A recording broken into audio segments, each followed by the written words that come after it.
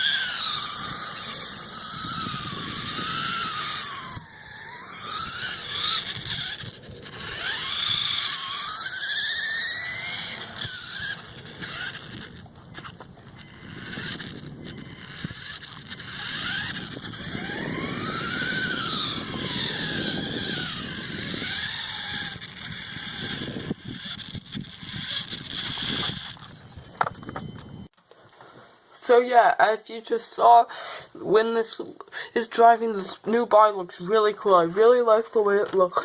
So, that's all for this video. Bye.